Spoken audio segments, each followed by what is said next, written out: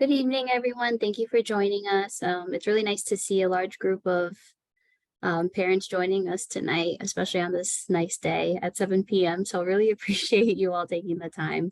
My name is Jamie Pagdonsolan. I am one of the mental health clinicians at Watchung High School, and I'm joined today by my coworker, Dr. Pigott. Good evening, everyone. Welcome.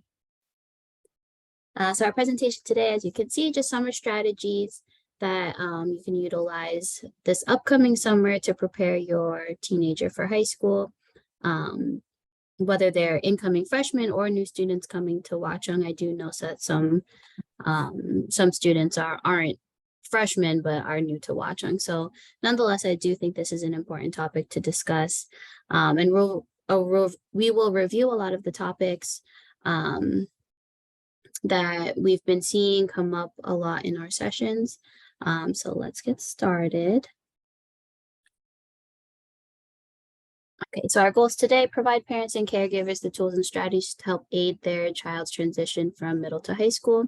So really what we're going to be discussing today is learning how to increase healthy self-esteem, learn to identify anxiety symptoms and how to manage them, understand how basic executive functioning skills can lead to successfully academics and social life. Okay, so we're going right into it.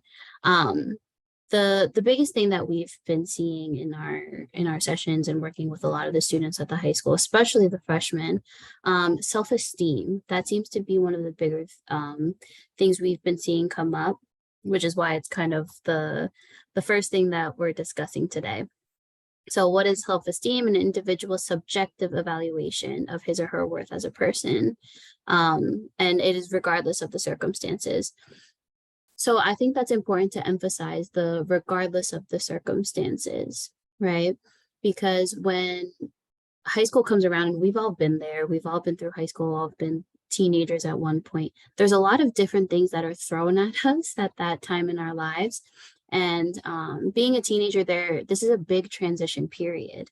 So it's imperative that they have good self-esteem, because their environment is going to be consistently changing from the moment they step into high school on, really. There's going to be a lot of things that are going on. Even the transition from like freshman to sophomore year, sophomore to junior, junior to senior year, like those are big steps. But we want to make sure that we create an atmosphere where they are able to explore their own identities and sense of self and sense of self-worth and self-esteem. Okay. So I just like to utilize this as a visual tool, Maslow's hierarchy of needs. Some of you might be familiar with it, some might not be, but just really quickly, I'm not going to delve too deeply, but the reason why I add this into the presentation is to show how important esteem is, right? And self-esteem. So how it works is we go from the bottom to the top, and you're not able to make it to the next level until each level is met. So physiological needs, safety needs, love and belonging, and then self-esteem. This is a big part of an individual's life where they would that helps get them to self-actualization. So I just like to use this as a visual to show the importance of self-esteem. So how does it manifest in your teenager? Overall self-efficacy, confidence in one's ability to handle tasks and carry plans out. So I want you to think of your child, the reason why you're at this presentation today.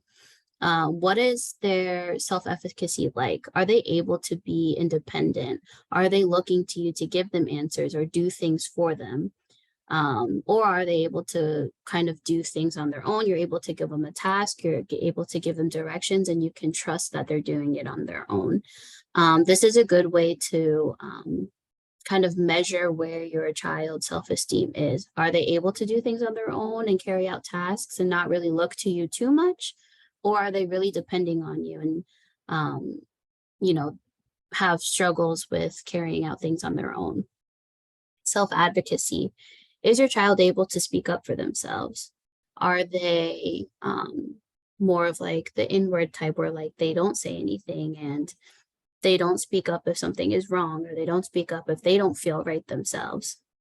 Or are they expressive? Are they able to appropriately communicate what it is that they're thinking and feeling?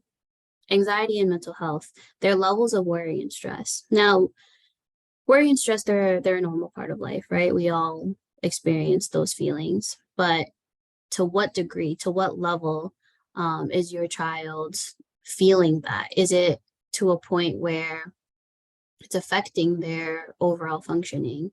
It's affecting their ability to get up in the morning and go to school and complete tasks and, just do everyday normal teenage things.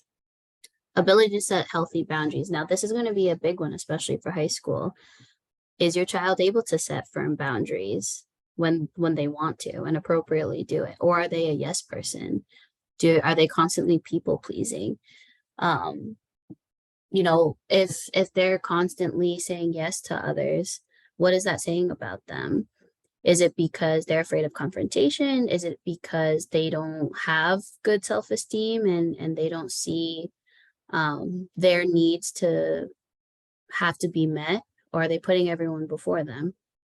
Which goes into the next point, prioritizing one's needs.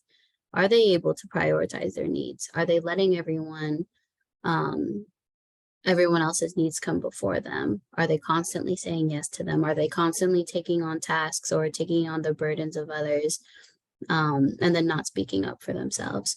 So this is how it manifests in your teens. And these are different ways that, as of right now, where your child is at, how you can measure where their self-esteem is at. Okay. Signs of low self-esteem. So these are specifically things that we've been seeing with a lot of the students that we've been working with in the high school. Again, especially the freshman class, because it's a bigger transition, right, from middle to high school. So some of the signs that we've been seeing: avoiding new things and not taking up opportunities. Actually, it even came up where I had a student, I think it was last school year, a freshman student. They were talking to me and saying how great they were at track. They love running, but they would never do it in high school. They did it in middle and elementary school, but being at the high school, they couldn't do it. They didn't have enough self-esteem or a positive outlook of their abilities, and they didn't feel like they could do it at high school, even though they were really good in middle school, according to them. And it's something that they really enjoyed. But avoiding was a big thing that we've been seeing. A lot of kids not wanting to take up new opportunities. And at Watchung, like, yes, it is a big school, but they also have fantastic opportunities for students to engage in the Watchung community, whether that's clubs or sports or any extracurriculars. That's one thing I'll say about Watchung, is that they do provide a lot of different activities for students to meet other students who have similar interests. Another sign of low self-esteem: feeling unloved or unwanted, not being able to deal with normal levels of frustration. That's another one that's been coming up too. All of these really, but the frustration part, it's almost seems that I guess for teenagers and high schoolers, the frustration becomes like catastrophic. Like, when something is frustrating them, it brings them to this intense level, and they aren't able to manage their emotions and regulate themselves. And then they have catastrophic thoughts of just like, I'm not worth it. It doesn't matter. Like, I don't mean anything. And it just becomes a lot, and a lot of cycling that we've been seeing. Negative self-talk, comparison to others, fear of failure or embarrassment, low levels of motivation and interest, uncomfortable with compliments, and show mixed feelings of anxiety or stress. So these are some of the things that we've been seeing a lot in connection to low self-esteem. So again, for those of you who are sitting here watching this presentation, I want you to think of your child specifically. How has their self-esteem been manifesting in these different things? Do you feel like, by the things I'm saying, that they're kind of at a good level, or are there some alarms ringing in your head? Are there some things that perhaps there's room for improvement for your child? So how can low self-esteem affect teens? Relationship troubles and difficulty making friends. So if you're not feeling confident in yourself, and if you don't like yourself, it becomes very hard for you to see yourself as worthy to make friends and to connect with other people, especially in this transition. You know, it's a regional high school, so there's going to be quadruple the amount of students that your child is probably used to in their middle school from whatever district that they're in, right? So a student who's struggling with their self-esteem, we have been seeing that they have more difficulties in their social life and making friends and making social connections. Negative moods such as feeling sad, anxious, ashamed, or angry, low motivation, and poor body image. So again, these are a lot of things that we have been seeing firsthand, a lot of things that we've been working on with a lot of the students throughout the year. So that's why I think it's important that we're kind of doing the preliminary work here, working with the parents, so that during the summer, these are things that you can kind of keep note of and address with your child so that they have a good foundation for when high school starts in September. Okay. So self-esteem versus self-confidence. So I do like to note the difference, although they are often used hand in hand. But our goal is always to make it to that upper right quadrant, right? Where we have a student who has high self-esteem and high self-confidence. They value themselves and they also believe in their abilities. But often not, we kind of see a mixture of these kids where sometimes they have high self-esteem but low confidence and all varying degrees. So you can see someone who struggles with low self-esteem and low self-confidence, they have low self-worth. They don't see themselves to be worthy and they don't believe in themselves. So oftentimes when we see that, that's kind of an alarm for us to keep tabs on that student, because sometimes when you're feeling that way, it can lead to different things such as depression and anxiety, right? And we have seen it, like I said. So if we can at least up one of them, either the self-esteem or the self-confidence, then that becomes buildable, right? So if a student has high self-confidence but low self-esteem, they might have low self-worth, but they believe that they can do something. They just don't think that they're worthy to do that. And then on the upper left, high self-esteem but low self-confidence, they value themselves. Like they find themselves worthy to be here on this earth and to be friends with other people and be a part of the family, but they don't believe in their ability. They don't think that they can do it, right? So again, our goal is always to make it to that upper right quadrant of valuing yourself, but also believing in your abilities, that you can do it, that you can make it. Because again, high school is going to have a lot more challenges, a lot more transition periods, a lot more stressors thrown at students. And we want to make sure that they have a good solid foundation where they, no matter what the circumstance is in their environment, they can fall back on themselves and remind themselves that they are worthy, that they can do it and they can push through. Ways to promote positive self-esteem at home. So this is kind of the crux of why we're here, right? What can we start doing this summer coming up so that come September, your student is or your child is ready and feeling more confident starting high school. So allowing independence. We don't only work with our students, we also work with their parents often. And this is kind of one of the things that is a big struggle, especially in this transition period, especially if this is your first teenager, your first child, your first high schooler. It's scary. It's scary allowing independence for your teenager. But there's appropriate levels and there's appropriate ways that you can do it. Okay, so promoting learning new tasks, giving ideas, gaining new experiences, and taking on challenges. Only offer assistance when needed, but don't do the task for them. So that's a big thing. We have seen, we've seen parents in all levels of the spectrum in terms of allowing independence, but it's important that you're just there if they need someone to fall back on, if you're just there for cushioning, right? But you're not there to do the task for them. You're simply giving them the tools and you tell them like, you're going to do it. If you absolutely need me, I will be here. But for the most part, I am allowing you to do this and you can do this. Okay. Valuing learning from failures rather than blaming failures on your teen. Another big thing that we've been working with parents on. And it's human nature. We don't fault parents for it, but I want you to now think of yourself. When things come up, if failures come up for your student, are you one to reprimand them? Are you one to discipline them because of it? or shame them because of it? Or do you take it as a learning experience? Again, there's appropriate ways to do it.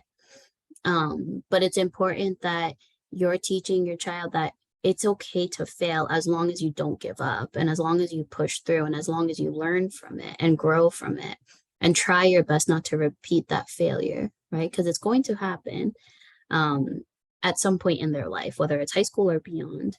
And I'm sure it's already happened in their lives where they may have failed at something or not have done as well as they wanted to, but just reminding them that it's okay. We unfortunately have had parents where they often shame their kids if they're not performing to the level that's expected of them. And we want to make sure that we kind of reverse that and say, like, that's okay. You failed and it's okay. And this isn't a reflection of who you are as a person. This isn't a reflection of your self-worth. It is okay. And we can move on from this, right? Taking pride in your teen's accomplishments. So there's this something called nurtured heart approach. It's a whole thing. I'm not going to go too into it, but basically it's always acknowledging the positive things of your teens. Teenagers are rough sometimes.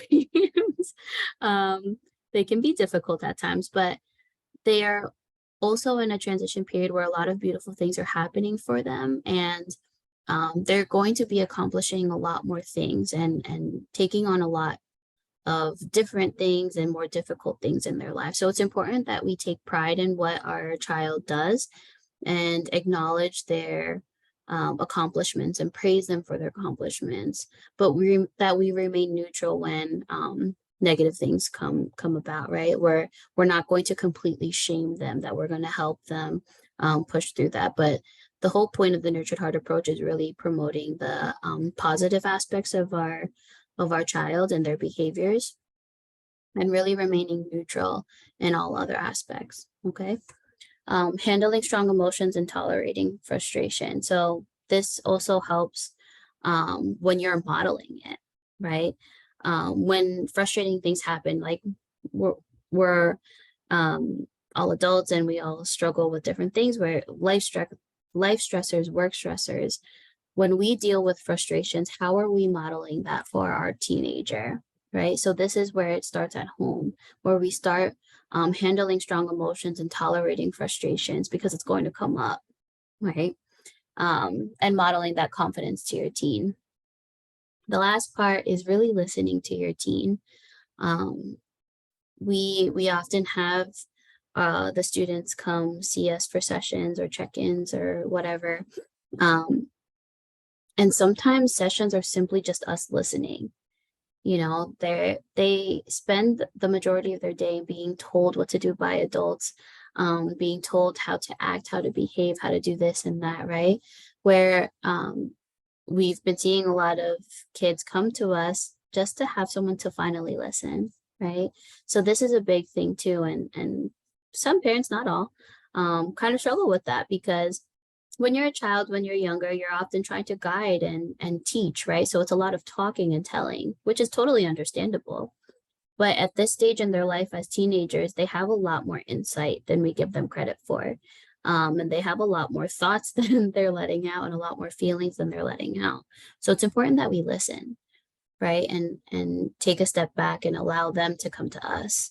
Obviously, we check in and make sure that our kids are okay, but for the most part, giving them that space to let them know that you can tell me what you want to tell me and I will listen.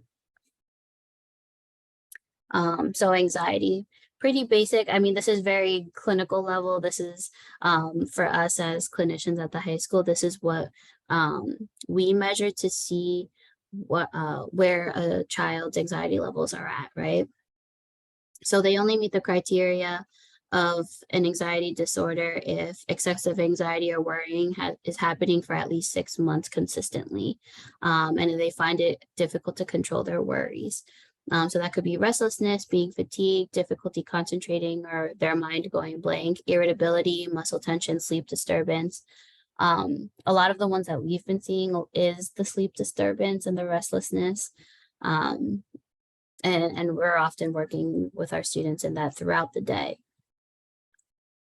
So I like this visual to kind of show how teenagers visualize or how teenagers view anxiety, depression to be a problem, right?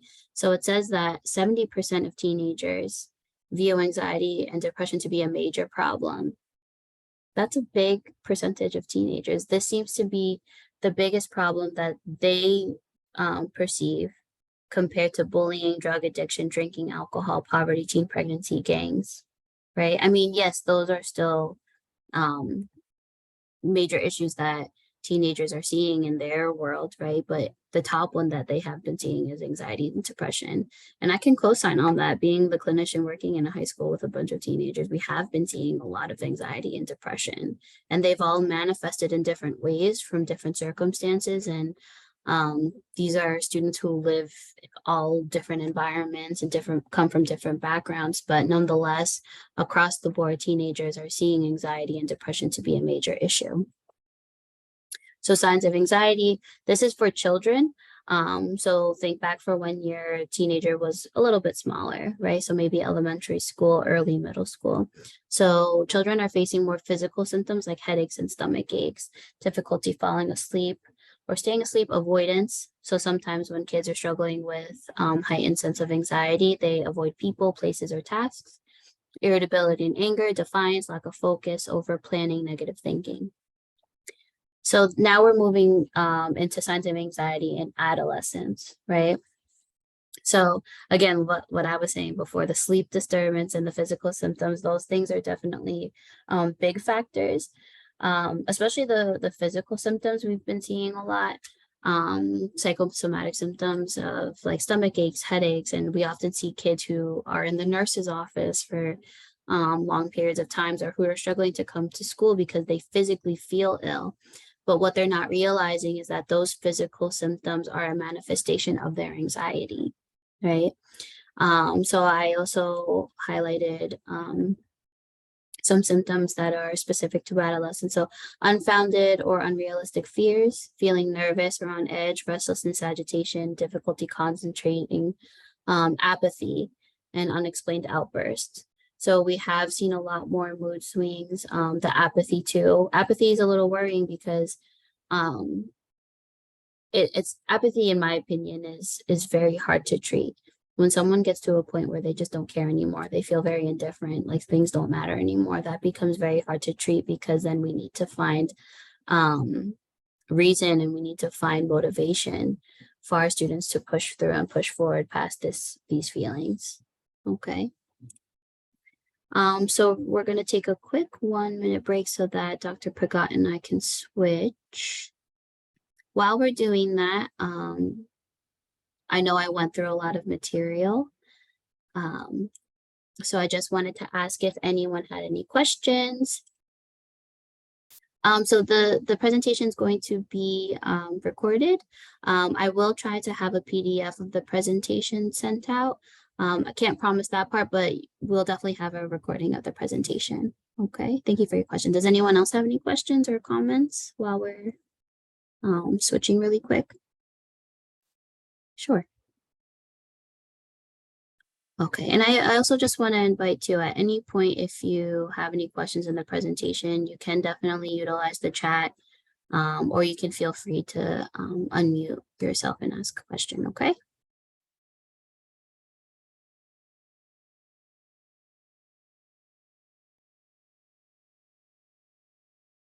Okay, everyone. So now we're going to talk about how we could distract with ACEs.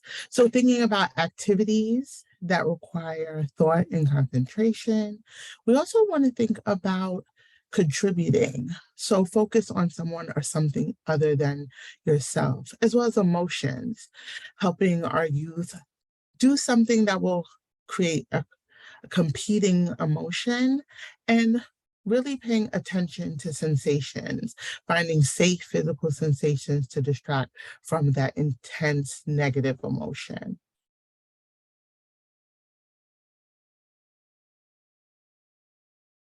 When we think of coping skills, it's really helping our youth develop healthy coping skills, as they can be adaptive or maladaptive.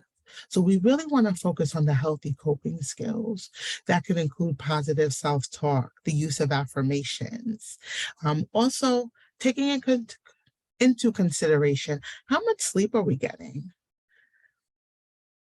Are we also thinking about sleep hygiene in a way of how long are we being on our electronics at night? Or is your youth sleeping with their phone and their laptop in the bed with them? So all of those things can also impact how we show up to school and in the world. Also, exercise and nutrition. Additional coping skills might be journaling. That's something we utilize in our sessions. Art or music. So I work with teens also with having that playlist that they feel comfortable with, that they could utilize when they need a pick-me-up, or having different playlists for different moods they have. Also, talking it out with family or friends, or being able to utilize or know who is that trusted adult in different settings they can go to if they're feeling overwhelmed. You know, the transition, like Ms. Jamie said, the transition to high school can feel overwhelming. And one of the things we saw this year from incoming freshmen is that transition from a smaller middle school, junior high school, to the Watchung Hills High School, regional high school, can feel daunting. So who is that trusted adult that they could go to, and knowing where they are within the high school is going to be important. And we're going to go over that as well a little bit later in the presentation.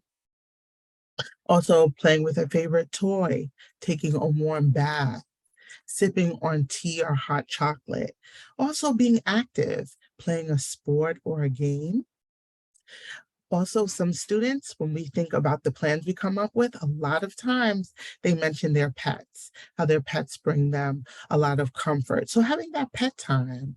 Also laughter, watching a comedy show, sharing jokes with family or friends, as well as cooking or baking. Some of the students say that they really find it helpful when they're cooking or baking. So that could be a family activity as well. Also a way to engage and see how things are going. You know, while baking or cooking or making a meal together, checking in to see how are things going in this new environment for you. So that way we could see if added assistance, if added, support is needed. Now we're going to talk about grounding. So grounding strategies are a great way to help youth who might be experiencing stress or anxiety. So these strategies are really used to help redirect those thoughts away from distressing feelings, and also help to connect with the present. When we think about anxiety, a lot of times what youth and our students tell us is they're worried. And this intense worry is manifesting physically, emotionally, and from that, it's hard for them to stay in the moment. So the use of grounding skills helps keep them in the moment. That could be deep breathing or box breathing, which we're going to actually practice a little bit later. It could be listening to nature sounds. So one of the things some students utilize is going on YouTube, having their favorite nature sounds that they might listen to at home or other environments to help. Also taking a mindful walk where you're utilizing your five senses, seeing what is around you, what are we seeing? What are we hearing as we're walking? Also enjoying, like we said, a hot cup of tea or a cool cup of iced tea or some food as well can help keep us grounded. So with box breathing, what that is we actually follow by a count of four the box, and we utilize the skill. And one of the things that's really great about box breathing, and students have said as well, is that's something they can do anywhere. They're feeling overwhelmed in class. They don't have to worry that, someone is noticing what they're doing. So this is something that could be utilized in class, on the way to class, or in any environment. And it's really the simple technique that's excellent for helping to manage those strong emotions that come. And like we said, it's discrete, so they can utilize it anytime or anywhere. So going over the directions, what we do is breathe out slowly, releasing all the breath from our lungs. Then we breathe in through our nose as slowly, and we count in our head 1, 2, 3, 4. Then we hold our breath for a count of 4. 1, 2, 3, 4. Then we exhale for another count of 4. 1, 2, 3, 4. Then we hold our breath again for a count of 4. 1, 2, 3, 4. And we usually repeat this for 3 to 4 rounds, then do a check-in. So now what we're going to do is watch a video briefly of us utilizing box breathing. So what you'll be able to do is from where you're at, just practice following the YouTube video.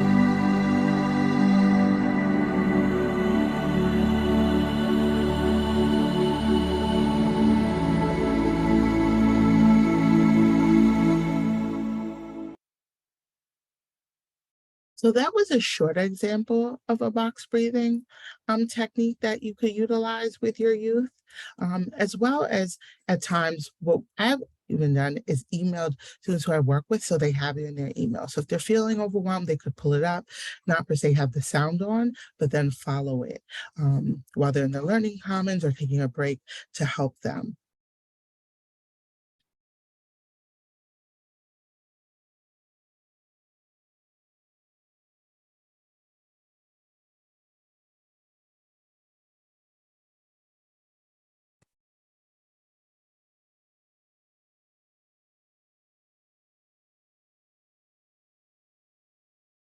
Now we're going to look at grounding toolkits. So what is a grounding toolkit? We sort of discussed what grounding is, right? What are some examples and how can it help us by staying in the moment? So things to help stimulate our senses and also help relieve symptoms of stress and anxiety. So one of the fun things you could do with your youth before they start high school is maybe talking about how can we put together a little grounding toolkit for them to have, especially during that adjustment phase where they're getting used to the building, they're getting used to finding their classes. So it might be for some, really an increased sense of stress and anxiety during that time. So when we think we could utilize in our grounding toolkit scented hand sanitizer, so that scent of bringing them back to the present moment, as well as hand lotion, candy, or having like mints available, a small bottle of water, as well as items with texture. So a stress ball or something where they'll be able to hold and utilize as well.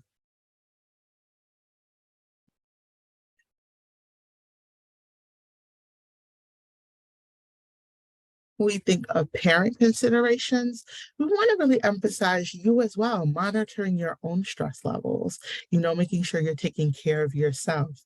Like we said, it might be the first time you have a teen going into the high school, or it could be that you're a pro at this. But either way, there can be some concern about what they're going to experience, what's their high school experience going to be.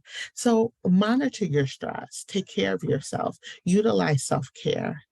Also, be aware if you're noticing any changes in your child's behavior or emotions. Are they experiencing increased headaches or stomach aches? Are they complaining more of feeling uncomfortable? Um, stating they're sad or like the adjustment to high school has been a little bit different or rough. Also, open lines of communication, letting them know it's so important that they share with you what's going on. That way, if added support is needed, you would be able to address it as well as contact one of us if needed. We want to encourage those expressions of feelings. Also, teach and model good emotional responses. How do we react when we're overwhelmed? What happens when we feel stress? And really encourage them to say when they're overwhelmed. You know, May we call testing month. So depending when they're in high school next year, they'll be taking some of the, state tests, and depending a few years down the road, if they're taking AP tests, then, month can really feel stressful. So encouraging them to share when they're overwhelmed, utilizing breathing, being able to utilize those healthy coping skills when stress or anxiety is really playing a major part, when events are coming up as well. We also want to remind your teen of really his or her ability to get through tough times, through changes, particularly with the love and support of family and friends, and outside of family and friends, also the support of those who are in the high school, whether it be our student assistance counselors or myself or Miss Jamie, who are the Rutgers school-based clinicians. Also, them getting to know their guidance counselors too. So who are those trusted adults they could go to if they're feeling overwhelmed? We also want to monitor news and television programs that could worry your teen and pay attention to their use of computer, as well as computer games, video games, movies, and the internet. So throughout these last few weeks, we've seen the updated research, right, about social media and teens and the effect it is really having on them in our society. So thinking about monitoring how much time are they spending as well on these devices. Also using encouragement as well as natural consequences when poor decisions are made. So having that open line of communication, making sure they feel comfortable to come to you, but also what is your reaction when they do come? And like I said, seeking the assistance of a school counselor, therapist, or physician if stress continues to be a concern, or if you're noticing more and more they're struggling in different areas, especially the adjustment to high school, if they're not as interested in certain activities, or they're sharing away from activities as well. If they're struggling with managing certain classes. So now we're going to move on and talk about executive functioning. So executive functioning is really a set of cognitive processes and mental skills that really help us plan, monitor, and successfully execute our goals. So executive functioning is very important for students. It includes our attentional control, working memory, also how we solve problems. When we think about our brain development, that usually originates in our brain's prefrontal cortex. So any process or goal pursuit that requires time management, decision making, or storing information in one's memory makes use of executive functioning to some degree. So we look at executive dysfunction. This could really look similar to children and adolescents who may have been diagnosed with ADHD, attention deficit hyperactivity disorder, because of the distractibility, their inability to attend for long periods of times. Also, there may be struggles with emotional regulation or impulse control. They tend to be really disorganized, and it's really hard of them to keep track of belongings, as well as like organize assignments, and they really struggle to follow any sequence. So how do we improve our executive functioning? How do we help our teens prepare? As we think of that transition from middle to high school, we know there's a lot more demands on them, as well as when we think about what classwork will be, what homework will be, what projects will be.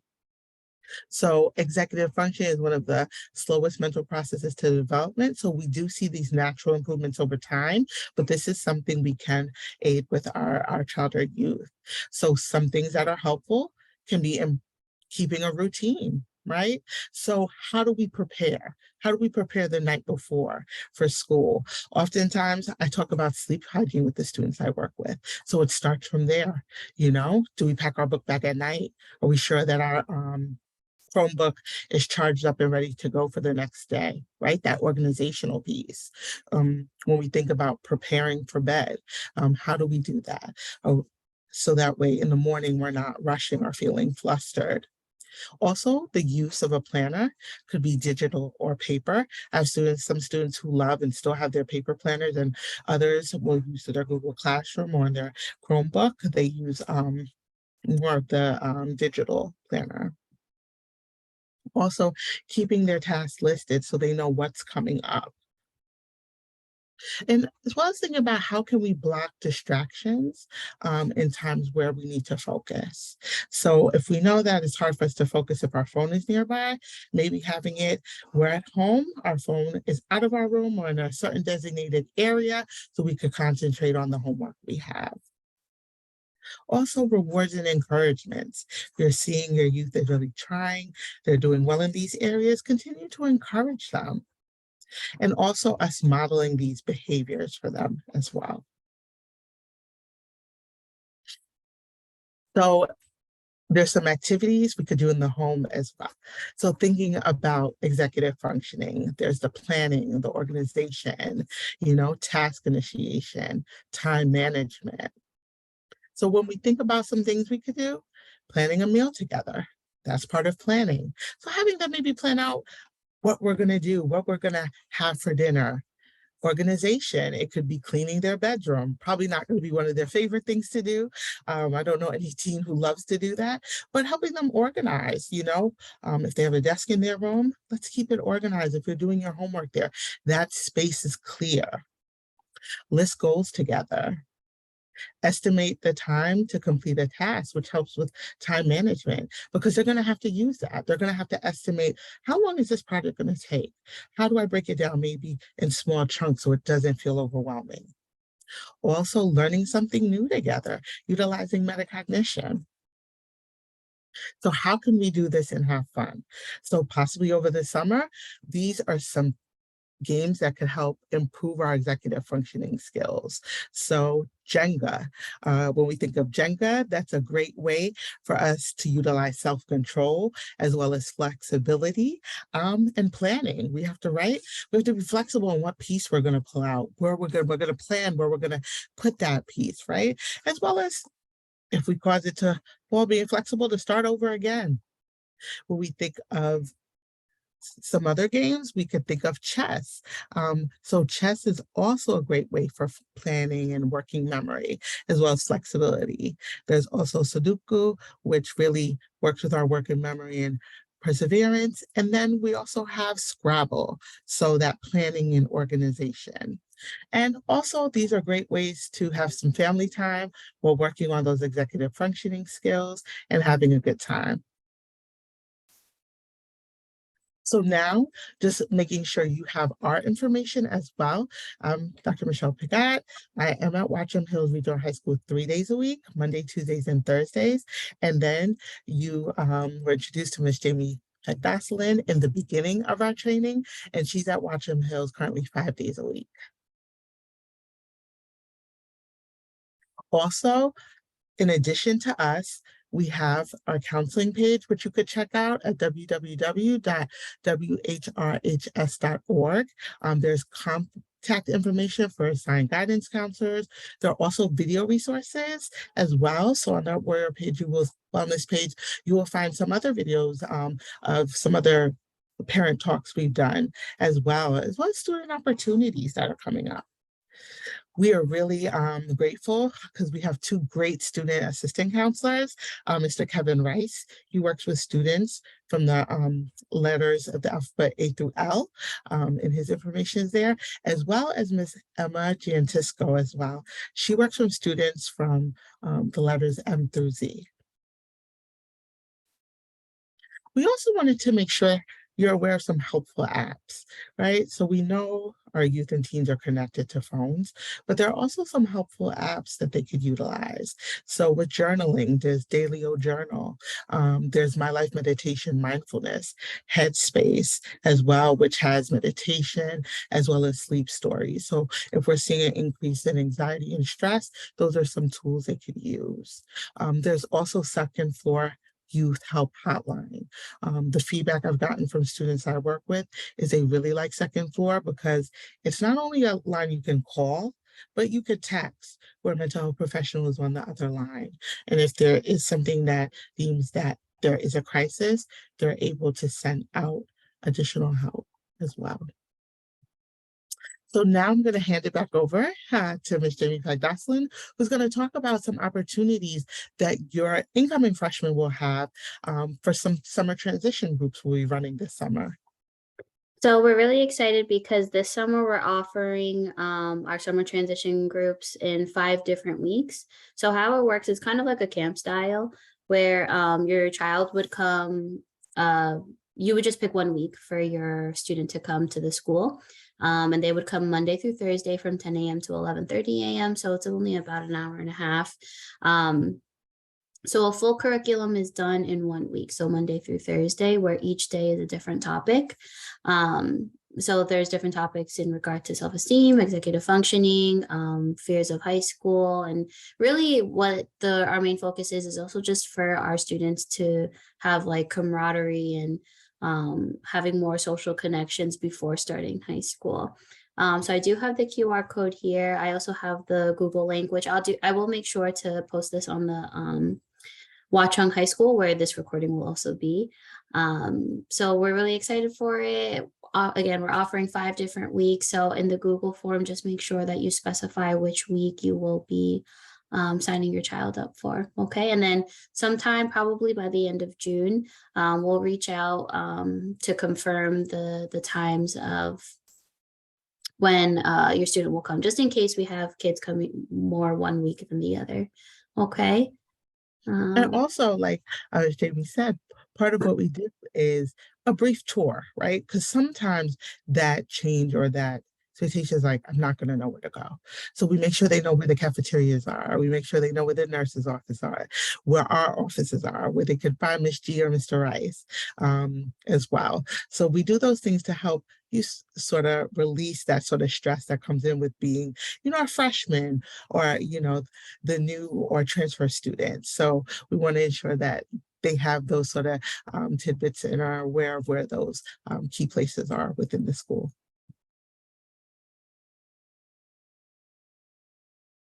And we always just like to present this. So as of last year, on July 16th, the new mental health crisis and suicide prevention line is 988.